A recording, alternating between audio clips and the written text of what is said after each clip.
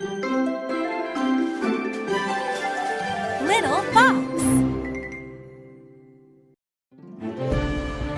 Journey to the West, Chapter 7, The Land of Darkness.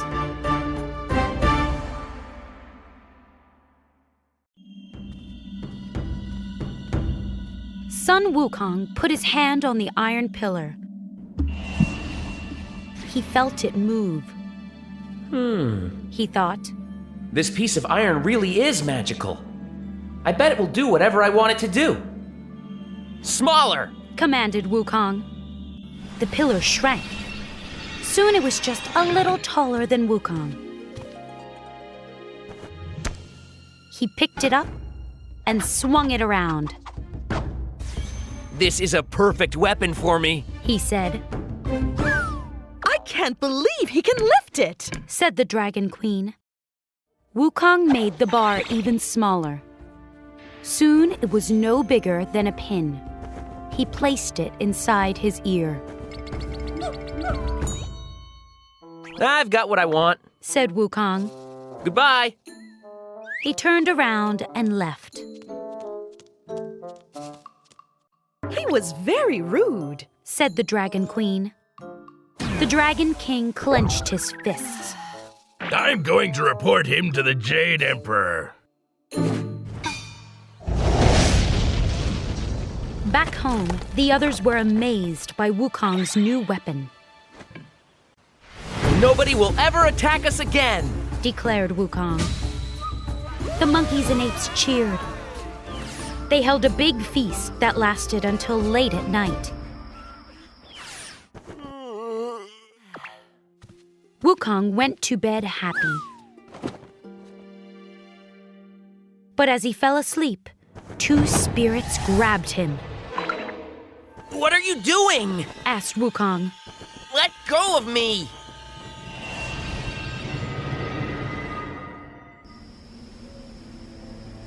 He kicked and struggled as the spirits dragged him out of his cave.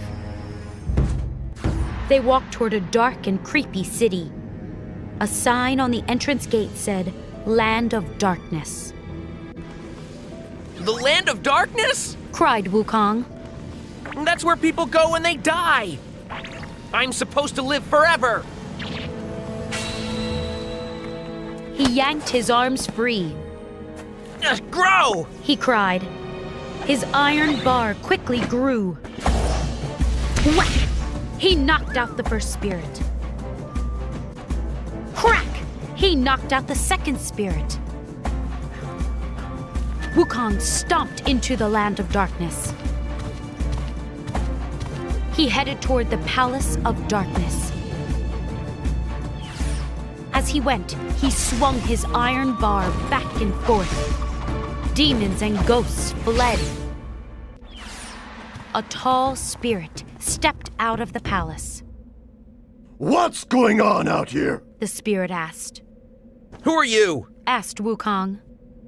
I am the judge of the dead. Said the spirit. Why are you causing all this trouble? I want to know why I was brought here. Said Wukong. Tell me now. The judge held up his hands. If you were brought here, it means your time on Earth is over. Nonsense! Yelled Wukong. I'm going to live forever. The judge looked nervous. Let's check the directory. He said. The directory contains the name and age of every creature on Earth. It says when each creature will die. Inside the palace, the judge opened a large book. What is your name? He asked. Wukong told him. The judge flipped through the pages. Here it is. Said the judge. It says, Sun Wukong, born from a stone 300 years ago, died today. Wukong shook his head. No, I'm going to live forever. The directory isn't wrong. Said the judge. You'll have to stay here now. Wukong raised his iron bar and glared at the judge. Give me that book. The judge hesitated. I can't give it to... Now! said Wukong. Shaking, the judge handed the book to Wukong. Wukong plucked 2 of his hairs and blew on them. They turned into a brush and a jar of ink. He drew a line through his name. You can't do that! Said the judge. Yes, I can. Said Wukong. Next, Wukong found the names of all the other monkeys and apes. He crossed out their names too. Now I really will live forever. Said Wukong. And so will all of my subjects.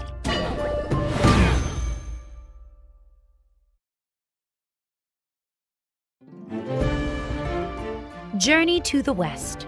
Chapter 8. A Job in Heaven.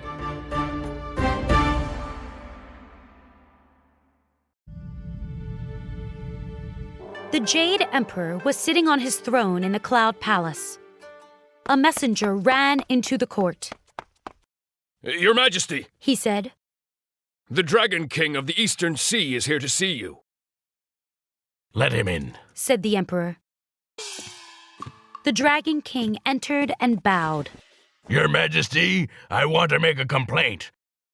Sun Wukong came to my palace and demanded I give him a weapon. He was very rude. Another messenger came in.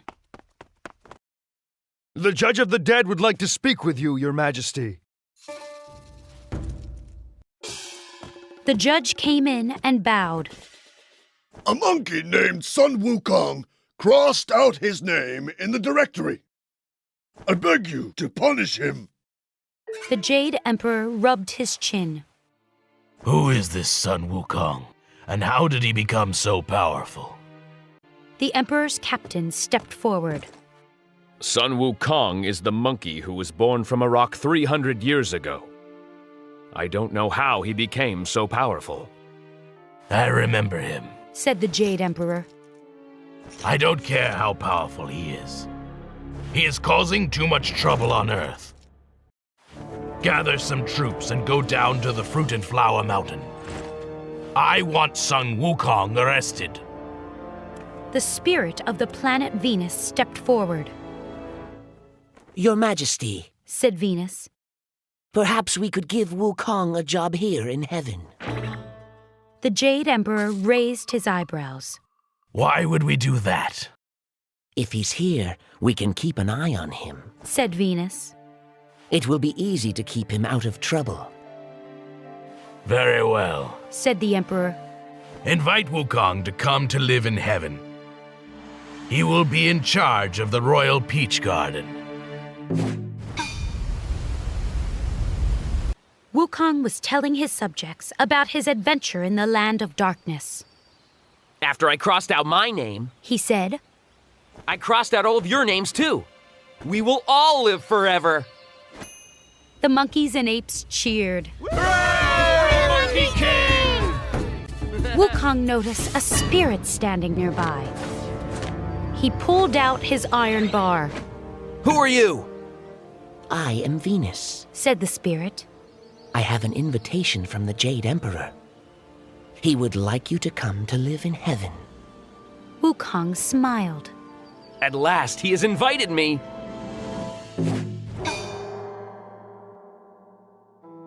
When Wukong entered the royal court in the Cloud Palace, he didn't bow, You're supposed to bow before the Emperor. whispered Venus. Wukong laughed. I'm just as powerful as he is. Maybe he should bow before me. Everyone but the Jade Emperor gasped. Wukong looked at the Emperor. I'm glad you invited me. I guess you finally realized I should be living up here with all of you. Show some respect. Said Venus. The Jade Emperor looked at Venus and smiled. Wukong is new here. He can be excused for not acting the right way. He looked at Wukong. I'm putting you in charge of the Royal Peach Garden. You will have a home here in heaven. I hope you won't cause any more trouble. That sounds perfect. said Wukong. The next morning, a gardener showed Wukong the peach garden. Bright, glowing peaches hung from every branch. The peaches in this garden are not like peaches on Earth, said the gardener. These peaches take thousands of years to become ripe. Anybody who takes a bite of one will live forever. Each morning, Wukong inspected the trees in the garden. He took his job very seriously. These peaches look delicious. Wukong thought one day. He looked around. None of the gardeners were in sight. Maybe I'll eat one.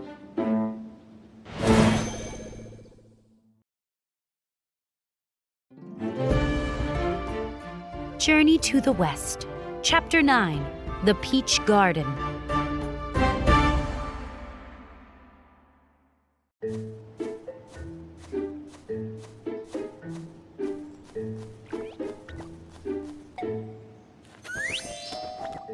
Wukong plucked a peach from a branch and bit into it. This peach tastes wonderful. He said. He ate another peach. And then he ate another one. Each morning after that, Wukong secretly ate more and more peaches. After eating, he climbed into a tree and took a nap. Time went by, and Wukong enjoyed his life in heaven. Meanwhile, the Queen of Heaven was busy. It was almost time for the annual Peach Festival. She called for her maidens, Red Gown and Blue Gown. How may we help you? Asked Red Gown. The Peach Festival is tomorrow, said the Queen. All the important gods and spirits in heaven will be here. I also invited the Bodhisattva, Guan Yin, the goddess of mercy. Go to the peach garden now and pick plenty of ripe peaches. Red Gown and Blue Gown went to the garden. As soon as they went through the gate, both maidens gasped.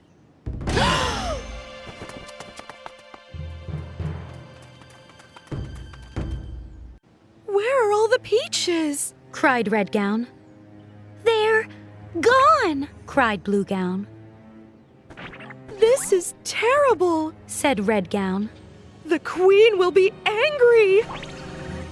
Wukong had been sleeping up on a branch. When he heard the maidens, he woke up.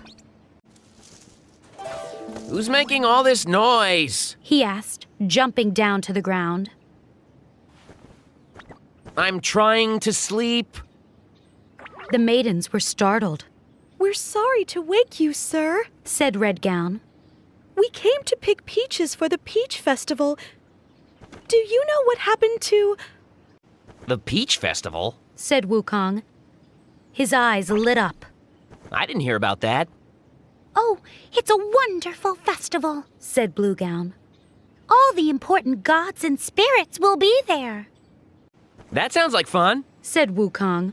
I'm sure I'm invited, right? Red Gown bit her lip. I don't think so. Wukong was furious. The Queen did not invite me? I'm just as important as any other spirit or god. The maidens looked nervous. Sir, said Blue Gown, where are the peaches? I ate them, said Wukong. I ate every single one, and they were delicious. Oh no! Cried Red Gown. We must tell the Queen! No, you're not going to tell the Queen, said Wukong. He quickly set a spell. Instantly, Red Gown and Blue Gown fell asleep. Wukong looked at all the empty peach trees. He shook his head.